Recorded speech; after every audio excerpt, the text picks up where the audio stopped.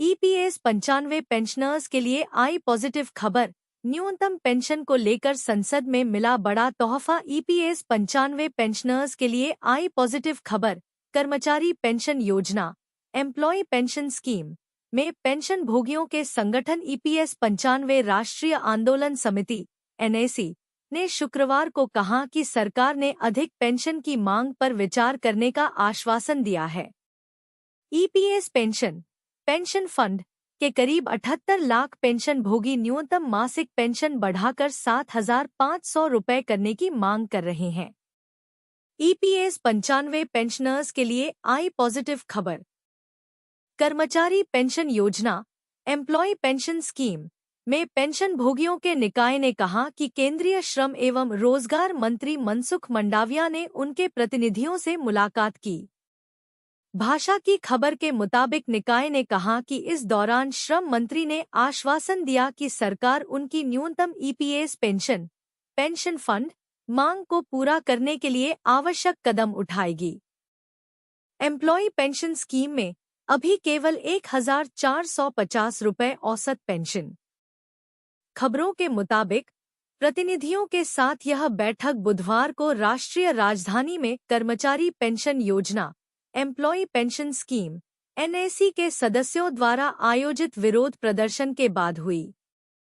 देश के विभिन्न स्थानों से आए सदस्यों ने यहां सरकार के खिलाफ विरोध प्रदर्शन किया और केवल 1,450 रुपये औसत मासिक ईपीएस पेंशन फंड की जगह अधिक पेंशन की मांग की। निकाय ने कहा कि करीब 36 लाख पेंशन भोगियों को 1,000 रुपये प्रति माह से भी कम पेंशन मिल रही है। बुजुर्ग दंपत्ति का जीवनयापन भी मुश्किल। समिति के अध्यक्ष अशोक राउत ने कहा कि श्रम मंत्री मनसुख मंडाविया ने हमें आश्वासन दिया है कि सरकार हमारी समस्याओं का समाधान निकालने के लिए गंभीर है। उन्होंने कहा कि प्रधानमंत्री भी हमारी समस्याओं के समाधान के लिए प्रतिबद्ध हैं। नियमित ईपीएस पेंशन फंड में दीर्घकालिक योगदान करने के बावजूद पेंशन भोगियों को बहुत कम पेंशन मिलती है। कर्मचारी पेंशन योजना एम्प्लॉय पेंशन स्कीम में मौजूदा पेंशन राशि के कारण बुजुर्ग दंपत्ति का जीवनयापन भी मुश्किल हो जाता है। ईपीएस 95 पेंशनर्स के लिए आई पॉजिटिव खबर। संसद में कांग्रेस करेगी समर्थन। राउत ने कहा कि ईपीएस 95 एनएसी ने न्यूनतम पेंशन बढ़ाकर 7,500 रुपये प्रतिमाह करने की मांग की है, जिसमें ईपीएस पेंशन फंड भोगी के जीवन साथी के लिए महंगाई भत्ता और मुफ्त स्वास्थ्य सुविधाएं शामिल होनी चाहिए। राउत ने आगे कहा कि कांग्रेस और अन्य विपक्षी दलों के कई सांसदों ने भी संगठन के सदस्यों से मुलाकात की और कर्मचारी पेंशन योजना एम्प्लॉय पेंशन स्कीम में अधिक पेंशन की मांग को पूरा करने में समर्थन का आश्वासन दिया। एम्प्लॉय पेंशन स्कीम के लिए 10 साल तक नौकरी करना जरूरी। ईपीएस पेंशन योजना का लाभ केवल उन्हीं को मिलता है जो ईपीएफओ सब्सक्राइबर हैं। ईपीएफओ के नियमों के मुताबिक कोई भी कर्मचारी जो ईपीएफओ में अंशदान करता है और 10 साल की सेवा पूरी कर चुका है और उसकी उम्र 50 साल से अधिक है, वह ईपीएस पेंशन फंड पाने का पात्र हो जाता है। अगर सेवा की कुल अवधि 10 साल से कम है तो कर्मचारी पेंशन योजना एम्प्लॉय पेंशन स्कीम में पेंशन के लिए जमा की गई राशि को बीच में कभी भी निकाला जा सकता है। मोदी सरकार का बड़ा कदम। 78 लाख पेंशनधारकों के लिए खुशखबरी। न्यूनतम पेंशन 7,500 रुपये प्लस द ईपीएस 95 पेंशन। देश के लाखों ईपीएस 95 पेंशन भोगी लंबे समय से न्यूनतम मासिक पेंशन में वृद्धि की मांग कर रहे हैं। वर्तमान में ईपीएस 95 योजना के तहत पेंशनधारकों को औसतन केवल 1,450 रुपये प्रति माह की पेंशन मिलती है, जो कि उनके दैनिक खर्चों के लिए बहुत कम है। अब मोदी सरकार ने इस मांग पर गंभीरता से विचार करने का आश्वासन दिया है, जिससे 78 लाख पेंशनधारकों को राहत मिलने की उम्मीद है। न्यूनतम पेंशन 7,500 रुपये करने की मांग। ईपीएस 95 कर्मचारी पेंशन योजना के तहत आने वाले पेंशनधारक न्यूनतम मासिक पेंशन को बढ़ाकर 7,500 रुपये करने की मांग कर रहे हैं। उनका कहना है कि वर्तमान पेंशन राशि उनकी बुनियादी जरूरतों को पूरा करने के लिए अपर्याप्त है। यह मांग लंबे समय से की जा रही है, लेकिन अब सरकार ने इस पर विचार करने का भरोसा दिया है। श्रम मंत्री की बैठक में बड़ा फैसला। केंद्रीय श्रम एवं रोजगार मंत्री मनसुख मांडविया ने हाल ही में पेंशनधारकों के प्रतिनिधियों से मुलाकात की। इस बैठक में पेंशनधारकों ने अपनी समस्याओं को विस्तार से रखा और पेंशन में वृद्धि की मांग की। मंत्री ने आश्वासन दिया कि सरकार उनकी मांगों पर गंभीरता से विचार करेगी और समाधान के लिए आवश्यक कदम उठाएगी। लंबे विरोध प्रदर्शन के कारण मिली सफलता।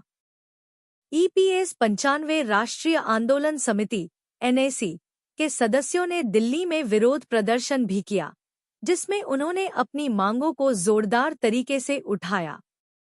उनका कहना है कि आज के महंगाई के दौर में 1,450 रुपये की मासिक पेंशन से जीवनयापन करना असंभव है। समिति ने यह भी बताया कि देश में लगभग 36 लाख पेंशनधारक ऐसे हैं जिन्हें 1,000 रुपये से भी कम पेंशन मिलती है। पेंशन के साथ मिलेगा महंगाई भत्ता। पेंशनधारकों की प्रमुख मांगों में से एक यह भी है कि बढ़ी हुई पेंशन के साथ महंगाई भत्ता भी दिया जाए। इसके अलावा पेंशनधारकों के जीवन साथी के लिए मुफ्त स्वास्थ्य सुविधाओं की भी मांग की गई है। पेंशनधारकों का मानना है कि यह कदम उनके जीवन को अधिक सुरक्षित और स्थिर बनाएगा। प्रधानमंत्री नरेंद्र मोदी की भूमिका। ईपीएस 95 NAC के अध्यक्ष अशोक राउत ने बताया कि प्रधानमंत्री नरेंद्र मोदी भी इस मुद्दे को हल करने के लिए प्रतिबद्ध हैं। उन्होंने कहा कि सरकार इस मामले को गंभीरता से ले रही है और पेंशनधारकों की समस्याओं का समाधान करने की दिशा में प्रयास कर रही है। इस मुद्दे पर विपक्षी दलों ने भी पेंशनधारकों का समर्थन किया है। कांग्रेस और अन्य विपक्षी दलों के सांसदों ने पेंशन में वृद्धि की मांग को जायज ठहराया है और सरकार पर दबाव बनाने का आश्वासन दिया है। पेंशनधारकों के लिए बड़ी राहत। सरकार के इस सकारात्मक रुख से पेंशनधारकों को उम्मीद है कि उनकी लंबे समय से चली आ रही मांगें जल्द ही पूरी होंगी। यदि सरकार पेंशन में वृद्धि करती है तो यह लाखों पेंशनधारकों के लिए बड़ी राहत साबित होगी और उनके जीवन में सकारात्मक बदलाव लाएगी। मोदी सरकार का यह कदम देश भर के पेंशनधारकों के लिए एक महत्वपूर्ण और सकारात्मक संदेश है। सरकार के आश्वासन से उम्मीद की जा रही है कि न्यूनतम पेंशन में जल्द ही वृद्धि होगी, जिससे पेंशनधारकों के जीवन की गुणवत्ता में सुधार आएगा। अब यह देखना बाकी है कि सरकार कब और कैसे इस मांग को पूरा करती है, लेकिन फिलहाल पेंशनधारकों में एक नई उम्मीद जगी है। भारत सरकार ने कर्मचारी पेंशन योजना EPS 1995 में संशोधन किया है, जिससे 6 महीने से कम सेवा वाले सदस्यों को भी निकासी लाभ प्राप्त हो सकेगा। इस संशोधन से हर वर्ष 7 लाख से अधिक सदस्य लाभान्वित होंगे। भारत सरकार ने कर्मचारी पेंशन योजना EPS 1995 में महत्वपूर्ण संशोधन किए हैं, जो 28 जून 2024 से प्रभावी होंगे। इस संशोधन का उद्देश्य उन कर्मचारियों को भी निकासी लाभ प्रदान करना है जिन्होंने 6 महीने से कम अंशदायी सेवा की है। इस पहल से हर साल 7 लाख से अधिक कर्मचारियों को लाभ मिलेगा। 6 महीने से कम सेवा वाले सदस्यों के लिए लाभ। अब तक 6 महीने से कम सेवा करने वाले सदस्य निकासी लाभ के पात्र नहीं थे। इससे कई कर्मचारियों के दावे खारिज हो जाते थे और उन्हें कोई लाभ नहीं मिलता था। इस संशोधन के बाद 6 महीने से कम सेवा वाले कर्मचारी भी निकासी लाभ प्राप्त कर सकेंगे, जिससे उनकी वित्तीय स्थिति में सुधार होगा। टेबल डी में संशोधन। सरकार ने टेबल डी में भी संशोधन किया है, जिससे अब सेवा के प्रत्येक पूरे महीने को ध्यान में रखकर निकासी लाभ की गणना की जाएगी। पहले अंशदायी सेवा के 6 महीने और उससे अधिक का समय पूरा करने के बाद ही सदस्य निकासी लाभ के पात्र होते थे।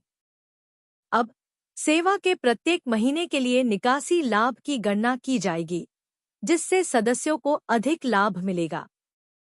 उदाहरण के लिए, पहले 2 वर्ष और 5 महीने की सेवा के लिए 29,850 रुपये का निकासी लाभ मिलता था, जबकि अब संशोधित टेबल डी के अनुसार 36,000 रुपये का निकासी लाभ मिलेगा। वित्तीय वर्ष 2023 से 24 के आंकड़े। वित्तीय वर्ष 2023 से 24 में 30 लाख से अधिक निकासी लाभ के दावों का निपटारा किया गया। इस दौरान 6 महीने से कम अंशदायी सेवा के कारण लगभग 7 लाख दावे खारिज कर दिए गए थे। नए संशोधनों के तहत ऐसे सभी कर्मचारी जो 14 जून 2024 तक 58 वर्ष की आयु प्राप्त नहीं कर पाए हैं, वे निकासी लाभ के पात्र होंगे। सरकार का उद्देश्य। इन संशोधनों का मुख्य उद्देश्य कर्मचारियों को उनके योगदान का उचित लाभ देना और उनकी शिकायतों को दूर करना है। सरकार ने यह सुनिश्चित किया है कि निकासी लाभ की राशि सेवा के पूरे महीनों और उस वेतन पर आधारित होगी जिस पर अंशदान प्राप्त हुआ था। कर्मचारी पेंशन योजना में किए गए ये संशोधन लाखों कर्मचारियों के लिए एक बड़ी राहत लेकर आए हैं। यह कदम न केवल उनके वित्तीय सुरक्षा को सुनिश्चित करता है, बल्कि उन्हें उनके योगदान का सही लाभ दिलाने में भी मदद करेगा।